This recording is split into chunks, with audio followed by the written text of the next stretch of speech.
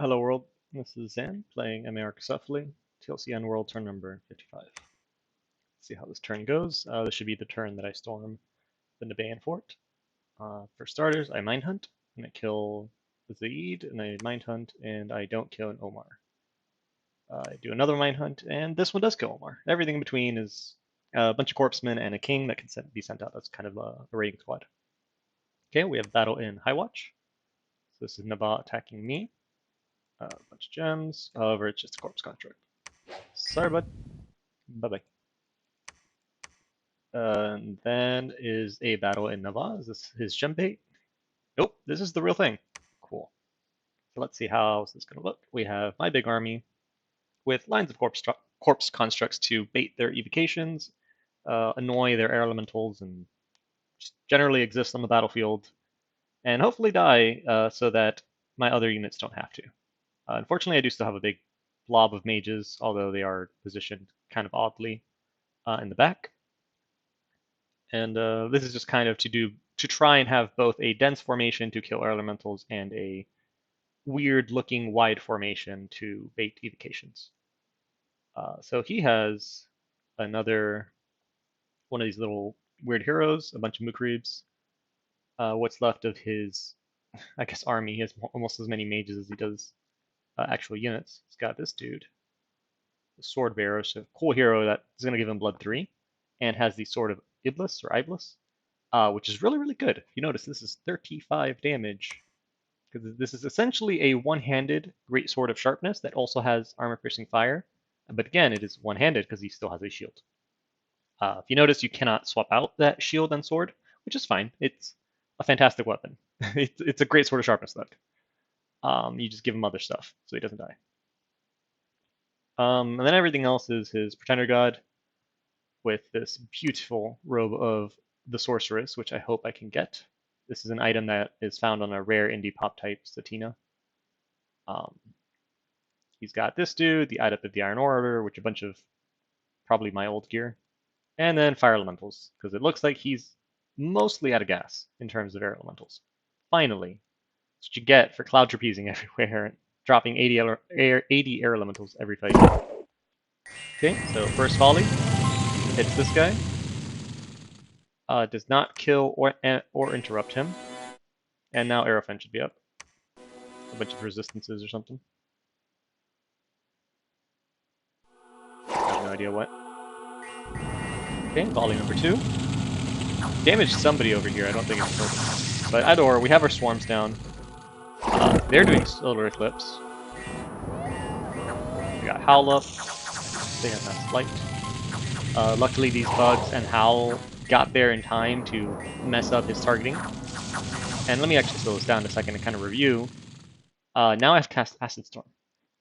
Now, again, Acid Storm is something I've been holding back because it's only going to work once, or it's only going to work on, like, it's going to kill the fire elementals because they have no protection, but I want it to also kill his mages.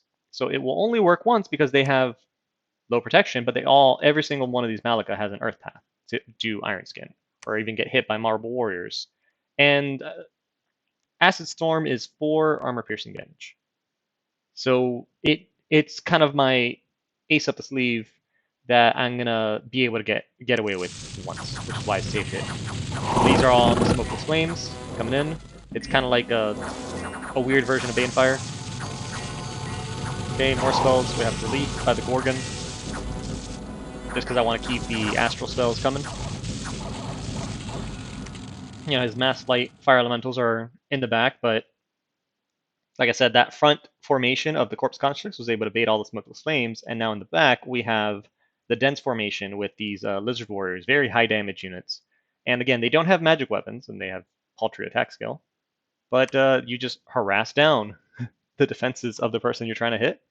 And even though you're evading 1 in 4 attacks, the, again, Dense formation, Lizard Warriors having double attacks, stuff is going to get through. Oh, look, this one got Marble Warriors. This one is dangerous. Yeah, these two are kind of spooky. But normally, fire elementals will have 0 protection. And let's see, and right here, this 4 plus 5, that's the Acid Storm hitting him. Oh, look at that, it even turned off his misform. An added effect, I guess, of Acid Storm coming in and hitting things. Luckily, I've got Army of Gold, I think is the one I put up, so that essentially makes it so it's Acid Storm's not likely to do any damage. And if it is, it does also have to get through luck. And I worry it might, normally I'd be worried that it's going to corrode armor. But if you notice, at this point, most of my army consists of Cardaces. Or my armored units, I guess, are Cardaces with leather hauberks. That's not going to rust, buddy. Same thing for bronze. Okay. So my lines have now reached his. And he's going to start doing his Flame Eruption spam, which again, it's not the most effective, because I do have 26 protection and 5 fire resistance. But it's still, with good rolls, you see here, with good rolls, they're gonna hurt. Because it's, at the end of the day, it is still armor piercing damage, a lot of it. Okay, firing into the back, but these Malaga, yeah, they're taking hits. They're taking some damage. Even this one I think has Marble Warriors and was getting hit. Yeah. Sometimes it'll crit. Sometimes Acid Storms will crit. So my line should mostly be fine over here. Fire Elementals are nearly dealt with.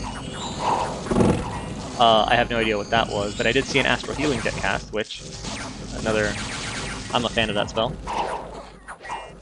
But mostly it's just kind of this big line combat as I fight through the trenches to survive these flame eruptions. Nope, we got a kill there. Pegasus Rider. Run. Oh, one thing I should have done is team-colored squares, because I am casting Enslaved Mind a lot. Or at least I'm supposed to be casting Enslaved Mind a lot. Uh-oh. Not what I want my guys to be casting. Okay, back here. Yeah, we're completely done in the back, so now my reserve force is going to march forward. Which is good, because it looks like my Vanguard are starting to retreat. Some Blade Winds to cut down the Fire Elementals. Oh, we have enslaved the Sword Bearer. If he survives this fight, I am now a Blood Nation. And his first action is to cut the leg off of Amalika, causing her to bleed out and die. Well done. I hope he survives. If he does, I'm a Blood Nation. Not that it matters. But... okay, this guy over here getting hit by Acid Storm and Wolves. Yeah, and this is practically the end for him. This guy... oh, he's got Blood Surge. Okay, I was gonna say is he berserking somehow?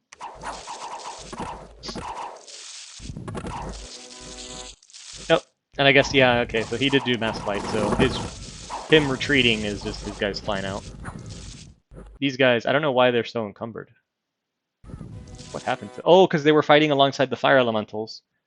Yeah, they were in line formation with the Fire Elementals, and they don't have fire resistance, so they just knocked out to the Heat Aura.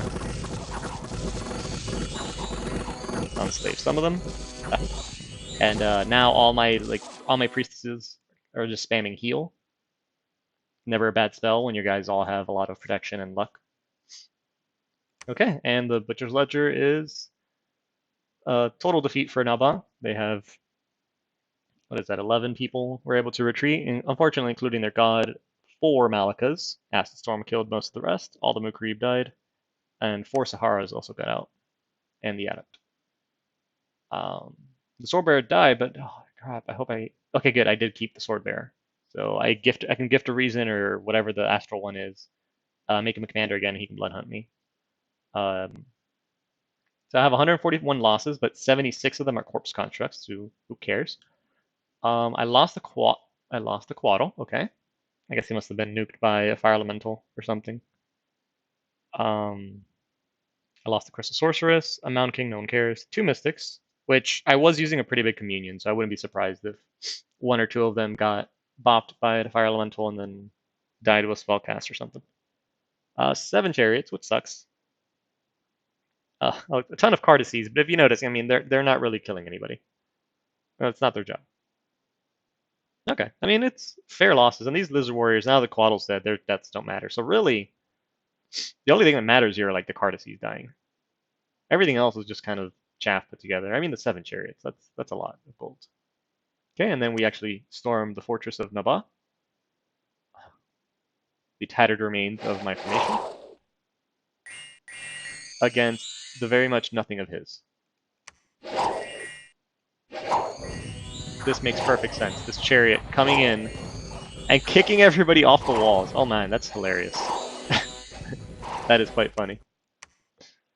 Okay, so we've captured Nava. Finally, this big cripple fight is over. Wrath of God kills a bunch. People leave Tentacle Deep. And an Earthquake strikes Kid Palace. We cure a bunch of afflictions, we heal the Crucidize, and Tianchi has been conquered by or more. For shame. Okay, so now to get to the Diplo half of this episode, or whatnot. And the Diplo half of this is Ermor can win the game right now. 1, 2, 3. Right here. There's 3 of them. And then he also has Iridescent Sheen and Angelic Reach. So right now he can just win the game. He has stated he doesn't want to, because he wants to fight me after all the crap talk we've been doing. I particularly don't care if he wanted to fight me. Maybe he should have not tried to convince the. I mean, there's a lot to it. But if he wanted to fight me, he wouldn't have. Or, I mean, him attacking me at End is fine. He would have let me finish conquering End rather than trying to convince the lobby successfully that I was throne rushing at on turn 30 as Archocephaly with 1 throne in my, in my nation, and I would literally have to fight every player on the map, or at least 1 player for 1 throne. I'd have to fight In for High Watch. I'd have to fight him for Angelic Reach. I'd have to fight Asphodel for this. It's if he wanted to fight me, he should have started crying like a little girl when I beat his army on End. So what I've done is I've told the rest of the lobby, if Ermer doesn't claim all the thrones and win the game this turn, let's all just go AI quietly and just let him do whatever he wants to do until he notices. And everyone in this lobby has agreed that if the next turn rolls and it's not Ermor winning, then we just go AI and screw him. He already fought me in another game where he attacked me on turn 6 and decided to cripple fight me, and I'm storming his capital this turn in that game. So if he wants to call me a coward, I've already defeated him in pretty much a 1-1-1. He was dead in the water in our little 1-on-1, and then obviously the vultures arrived. So yeah, that'll be the thing. The other half of that is he's talking really, really big about how I'm going to cast Astral Travel with a bunch of mages and corpse constructs to try and stop him underwater, or even on moss flowers. I'm not really going to do that. For real life reasons, kind of coincided with this, but I ended up having to ask for a 24-hour extension just because there was other things I wanted to do, and then I did want to give this episode I didn't want to rush through this episode because it's very likely the last one for this series. So I asked for a 24-hour extension, and of course, he chimed in that it's because I need more time to deliberate how I'm going to teleport onto his thrones and stop him from winning the game. Yeah, I'm not doing any of that. Go ahead, claim your thrones. You won fair and square because Naba attacked me and refused any peace I offered him. And I literally offered this guy peace at least once every other turn, if not more. And he just wouldn't take it. He absolutely refused to fight anyone but me this game. Fair. Fine. But then Relay rolling over to Ermor, he lost 40 mages casting Body Ethereal in some big communion. One, you don't need a communion to Body Ethereal. Let's start with that. If you have watched me play Archocephaly to this point, you do not need a communion to do 90% of the things you can do with Astral Mages. So that's one. So he blew up his mages casting Body Ethereal, which is the dumbest thing I've ever seen. 2, he attacked Ermor. Relay started that offensive. And if you're thinking, I'm going to attack Ermor as Relay, you build Starspawn. They're 200 gold. Yeah, it's expensive, but a Slave Mage is 175. And yeah, Slave Mages are half upkeep, but you know what? So is a Starspawn. So if you're going to attack Relay, you recruit Starspawn, and you put these guys in a communion, and that's going to make them, I don't know, if you get 8 Starspawn slaves, That's a +3. So you have now, let's say you do 8 and 8, so 8 masters, 8 slaves. Now you have 8 holy 5s. But here's the kicker to all of this. There's two kickers to it all. One, you can these guys with regen on them, and maybe like enlarge or whatever. I don't know if no, enlarge will get them to 39. But these guys with regen on them can actually last a very long time as convenience slaves. That's one. Two, holy spells like banishment don't cost fatigue. They cost whatever your base encumbrance is. So you don't have to make a balanced 8 slave, 8 master communion. See what I'm getting at? Like Relay lost to Urmor because he was too lazy to play the game. You know, if you guys even saw with Eyes of God, he's had indies on top of his forts. Like this fort is cracked by indies. This guy just was hitting end turn every turn and just didn't feel like playing the game. And due to the throne placement, that ends up giving Urmor 3 thrones that he really has no business having near him. Meanwhile, for me, this is the only throne that was near me. For me to get anything else, I'd have to fight my way through multiple players. So this was really Ermor's game to win. It was Relay's game. Let me clarify. It was Relay's game to win. He had 4 thrones he can easily grab, and then he just needs to get high watch, which during the chaos at end he could have grabbed it. So this was Relay's game to win, and he just chose not to. He just chose to hit end turn until Ermor came in and just walked his way through the nation. To that end, because we're really hitting AI, I'm not going to do almost anything else this turn. Like, there's no point in me giving out any orders, really. So, thanks for watching. This has been a pretty wild series. I hate that I set out with the idea that this was going to be the first game that I won for YouTube because I thought very well, like the start that I had, the way it was going, I thought very well I was going to win the series. The research lead, the gold lead, the army size, everything I had pointed to me winning. But I had a really, really good player in Naba choose to just say, I don't want Zan to win. I want anyone else on this map to win. I'm going to just cripple fight Zan. And that was that. I I couldn't close out Naba in time to stop Ermor from walking over a player that just hit end turn and did nothing. And that's fair. If Relay would have fought back, yeah, this series would keep going past turn 55. I would have been able to fight Naba. Relay could have been, still defending himself against Ermor. Asphodel just finished his thing, and he was going to try to Throne Rush, but he failed because he telegraphed it. Um, yeah, so this series, unfortunately, is going to end early. Um, just due to the way that one player decided to cripple fight me, and the other player decided to just hit end turn until he got conquered. And yeah, that sucks, but that's Dominion's 5 for you. Maybe in a series in the future I'll be able to win. And then winning is, I personally, as a player, I'm very much like the Naba guy. I prefer having big, huge battles like the one we just had in Naba, and like the reversals that were going on, like his foul vapor strap. I like that. That is what I play Dominions for. I don't play to win. Capturing thrones. If I'm in a position to do so, I'm not going to stop myself from doing it. So if you let me, I will do it and win. But I am here to have these big mythological battles, um, like the things that Naba and I have been doing. So yeah, am I salty? Yes, because I set out to win this game. And the one time I tell myself I'm going to win the game is when this crap happens, and that sucks.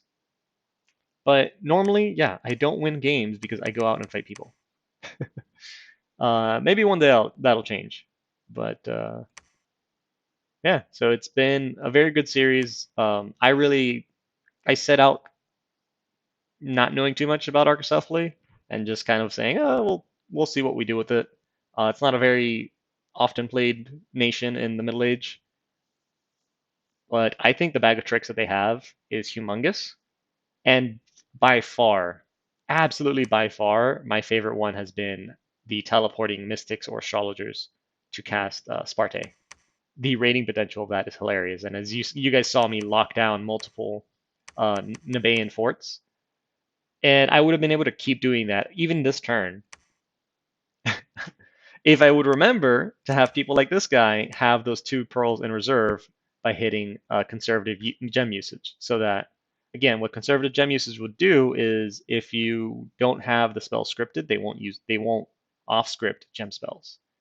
And because I had it off, the astrologers would cast some astral spell for gems, and then the next turn, when they've successfully taken, beaten up PD, the next turn they're supposed to be scripted to cast returning. So turn one, they just go back to the capital, ready to be teleported somewhere else. But since I forgot to put that on multiple of them, I failed. The alternative to doing that, by the way, just in case for you guys, and I think is also starting to do that. The alternative is you have scouts with 2 pearls on the province they are teleporting to, and then just transfer the pearls and cast it.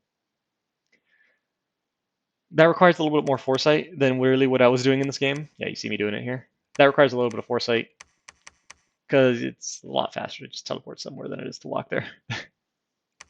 Either or, it's been a very fun series, and I hope whatever future content I make kind of matches up the crazy battles I had here with Naban, maybe even win a game or two. So with that, we'll see you guys around.